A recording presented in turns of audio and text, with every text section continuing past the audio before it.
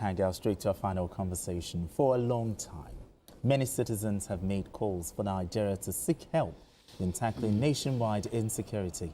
Such measure may be in the offing, as Nigeria and the United States have launched a joint security operation to dismantle terrorist enclaves across the country. The intelligence-driven effort involves surveillance, targeted raids, and disruption of extremist logistics networks, with the U.S. technical and advisory support. The operation prioritizes precision actions to minimize civilian harm while targeting high-value insurgent cells and building on existing counterterrorism cooperation between both nations. I mean, Biko, what do you think is the primary objective, behind this mapping operation? Yeah, first and foremost, the Americans have not ruled out the kind of intervention that they can have. They've not ruled out military intervention. They've not ruled out support for Nigeria by way of providing some of the tools that we need and intelligence gathering assets. They've not ruled anything out. No, nothing ruled in, nothing ruled out.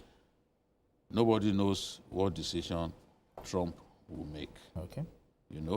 Although he appears to have made up his mind that, we are slaughtering Christians. You can see that the people that he sent here, look at the feedback that they gave when they got there, saying that these people are deliberately trying to exterminate Christians. As much as a Christian, I believe that nobody is out to deliberately exterminate Christians, and nobody is out to, government has no hand in the killings. I still believe that America can be of tremendous help to us without necessarily putting boots on ground here or sending an armada of warplanes to come and directly attack Nigerian locations. But something began happening in November. The Americans sent reconnaissance aircraft to Borno State, especially the Tumbus. That's the islands of Lake Chad, where ISWAP has held sway for years. When the factions of Boko Haram, when Boko Haram was broken into two factions, ISWAP decided to go to the islands of Lake Chad, led by Abu Musab al-Banawi, that ISIS ordered to take charge. But Shekau resisted him. Shekau kept Sambisa, kept the Mandara Mountains and other areas where they still remain strong today. But those ones decided to stay in that area. ISWAP is better armed and more capable than the Shekau faction. I think because of their location, they are able to access weapons on the black market and all that. So they have a lot of weapons, NATO-grade weapons, a lot in their hands.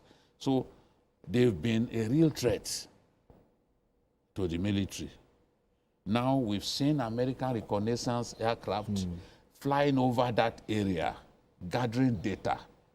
It's a shame that some online newspapers in Nigeria announced that those guys had begun the reconnaissance missions in that area.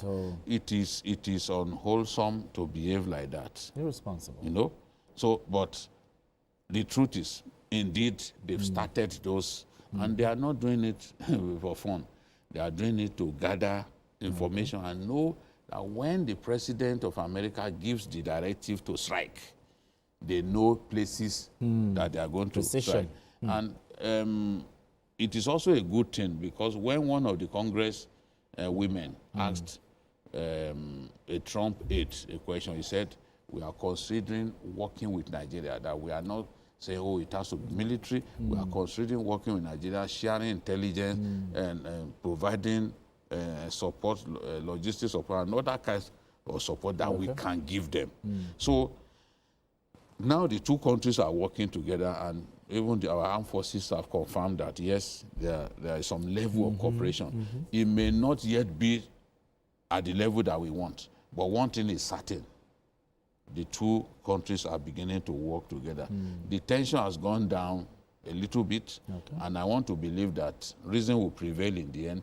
America will be able to help us as it has done in the past, especially this president. When they didn't sell weapons to us, he came on and said, no, I'm going to sell weapons. He invited Buhari and said, I'm going to help you defeat terror. I'm going to sell weapons to you.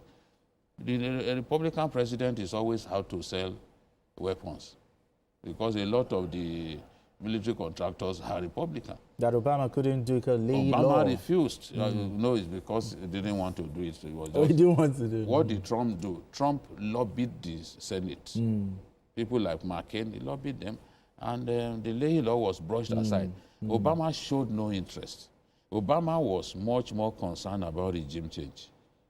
He didn't want Jonathan anymore. Jonathan said in his book that even at a point when he was calling, he was no longer picking his call. So not helping us was probably designed to achieve a name, to make Jonathan feel sidelined, feel unwanted, and not be able to deal with the problem. All right, Mayor, I need you to wrap up this conversation. I'm happy what is happening. That is the way to go. I know that President Trump can be brash sometimes, but the gun blazing that you mentioned, this is the beginning of it, to me, because what we need is that surveillance. We don't have such equipment. When you have the surveillance, it will be able to pinpoint accurately where these people are. Precision. It will be able to say, these are where these people are. It will show on the map. They'll be able to even take photographs of those people where they are. And the more they do that, the more they'll be able to have more facts about where these people are.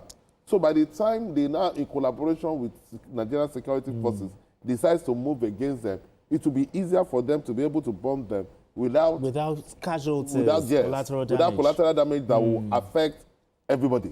You understand? They have the technical know-how, and if they support us in that regard, it is good for all concerned. So to me, it's a very, very good development. Absolutely. Though it would have been better if it had not been mentioned and by the media, online media, because it will make now the ISWAP guys will know that they are being watched. Exactly. So it will make them to be more careful. Very responsible. But anyway, gentlemen, it's a fine place for us to leave it. May I think it's been a while actually. Thank you so much for coming around. Thank you so much. BQ, as always, thank you so much. And that's it on Journalist Hangout today. Join us tomorrow for another episode of the program. You can watch the repeat broadcast of this episode tonight at 11. Join us on Sunday from 1:30 to 3:30 p.m. for Journalist Hangout on Sunday. We are on YouTube at youtube.com/TVC News Nigeria. I am Binga Oresheg. Bye for now, and God bless Nigeria.